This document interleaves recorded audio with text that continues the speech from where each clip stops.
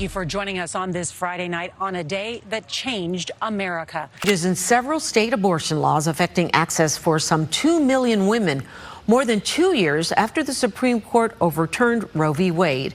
When you think about the lost wages, what that represents is $1.6 trillion every year in lost wages to women. Now to our other top story today. Women's March is taking the Supreme place Court as after the major landmark changes decision to that several overturned Roe.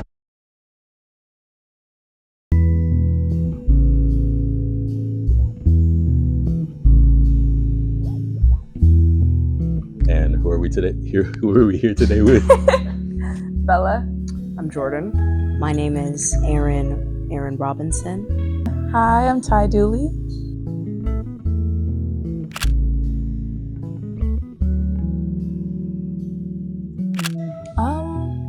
It's kind of scary, to be quite frank. I have so much history that I'm holding and so much of a burden to success and to succeed in general. And it's scary because it's hard and it's not easy when you look around yourself and you're surrounded by so much people who are barely trying to survive, and it kind of like weighs on you because it makes me want to succeed more, and it makes me want to do more and be more than what my peers or like my past is. And I feel like also going to other areas or other places where I feel like I don't belong. It's like I can see you and I see that you wear different clothes than me and you look different than me, and I can just tell that you don't have the same kind of struggles or the same kind of fears that I do to succeed. Like you're okay to fail and you're okay to have setbacks, but me, it's not. Like I have to do great and I have to be great, and I have to live to this norm to always look a certain way, always to be perceived a certain way. And yeah, it's scary and it's really burdensome. But yeah. I was always raised in the perspective that, yeah, this was never for me. So I didn't grow up navigating the world as, or not the world, this country as it's mine. This is just where I ended up, and played the cards, I guess, that I was dealt. At times it can be scary, like, especially as a queer woman. Like, I know I can't go everywhere I want to go by myself. And that can feel like you're very much stuck in a box, but there's also something extra empowering about when you get out of that box and you just say, fuck it, and you do it anyway.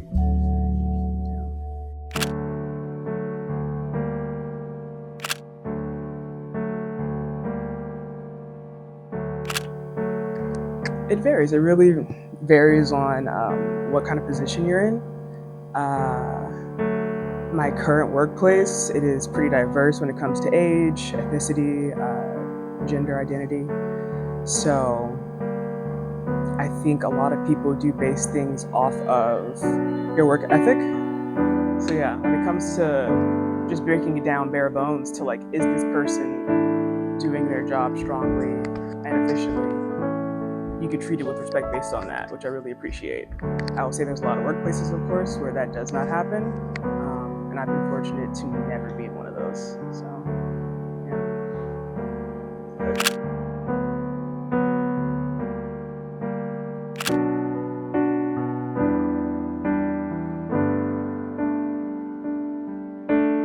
It's kind of funny to see like how threatened they are by our creativity and like how strong we are and what we are fully capable of, and they think that implementing all of these restrictions on us is going to stop us, but it's not, because we run the world.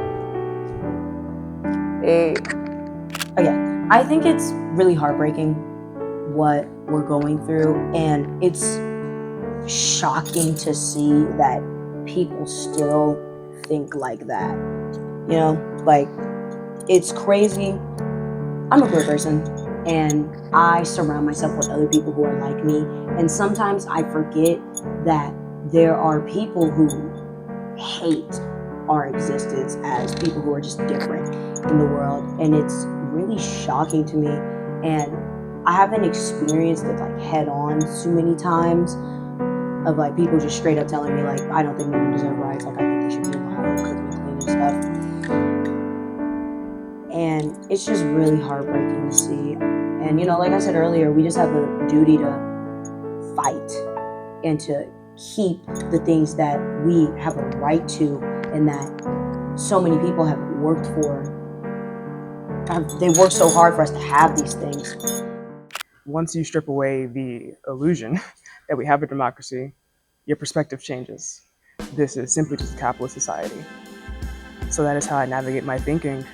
And it's devastating, but also not at all surprising when you look at women's rights and immigration, present day society, because it's exactly what you expect. So, I don't know, but if you want to like find a silver lining and look at this as it allows me to be the people that I've always looked up to, the ancestors and the civil rights activists that we were raised honoring, now is your time, you know, to be those people, even if you never get the recognition that they got.